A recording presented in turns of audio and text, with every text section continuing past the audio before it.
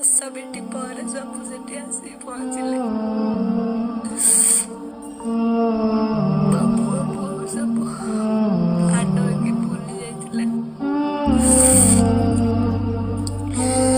ଆମ ଡ୍ରାଇଭର ଗାଡ଼ି ଚଲଉଥିଲା, ମୁଁ ବସିଥିଲି ଭୋଜିରୁ ଫେରୁଥିଲି। ମତେ ନିଦ ଲାଗି ଆସୁଥିଲା। ସେ ବାଇକ୍ ଭାଇ ଆମ ଗୋଟେ ଯାଉ ରୋଡ ସାଇଡରେ ଯାଉଛୁ, ସେ ବାଇକ୍ ଭାଇ ସେ ଆର ପଟ କାରକୁ ଓଭରଟେକ୍ କରି ଆମ ଆଡକୁ ପଳେଇ ଆସିଲେ।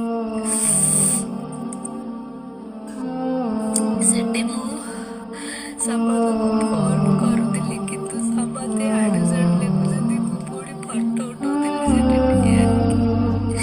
ମୁଁ ଫଟୋ ଉଠଉନଥିଲି, ମୁଁ ଫୋନ କରୁଥିଲି ସମସ୍ତଙ୍କୁ।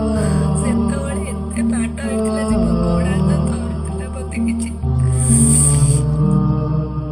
ମତେ କିଛି ବି ଜଣା ପଡୁଥିଲା। ତାପରେ ମୁଁ ମେଡିକାଲ ଆସି 2 ଦିନ ରହିଲି। ସବୁ ଦରଜ ହେଇଯାଇଛି, ହାତ ଫାତ ସବୁ। ଓଡ଼ିଶାବାସୀ, ମୁଁ ଜାଣି ଶୁଣି କିଛି ବି ଭୁଲ କରିନି। ମୁଁ ସବୁବେଳେ ଗରିବକୁ ଠକୁଛନ୍ତି। ମୁଁ କେବେ ବି କାହାକୁ ମାରିବାକୁ ମୁଁ ଚାହିଁବିନି। ମୁଁ ସେମିତିଆ ଲୋକ ନୁହଁ।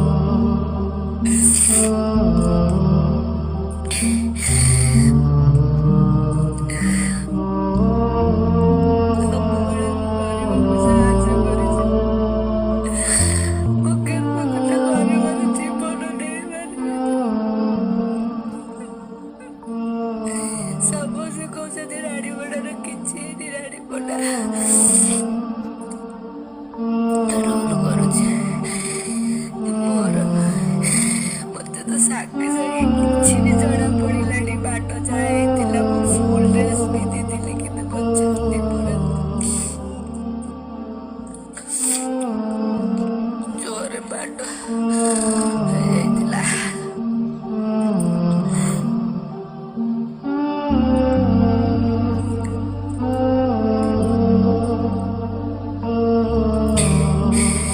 ଦେଖନ୍ତୁ, ମୋ ଦ୍ୱାରା ଯାହା ଯେତିକି ହେଇଛି, ମୁଁ ତା ଶୁଦ୍ଧିକ୍ରିୟା ପାଇଁ ସାହାଯ୍ୟ କରିଛି। ଆଜ୍ଞା, ଆଗକୁ ବି ତା ପିଲାମାନଙ୍କର ଦାୟିତ୍ୱ ନେବା ପାଇଁ ମୁଁ ଚେଷ୍ଟା କରିବି। ମୋ ଦ୍ୱାରା ଯାହା ଯେତିକି ହବ ମୁଁ ତା ପିଲାମାନଙ୍କ ପାଇଁ କରିବି। ମୁଁ ଏତେ ଅବିବେକୀ, ଏତେ ନିଷ୍ଠୁର ମଣିଷ ନୁହଁ। ମୋର ଦୋଷ ନଥାଏ ବି, ବିନା ଦୋଷରେ ମୁଁ ଦୋଷୀ।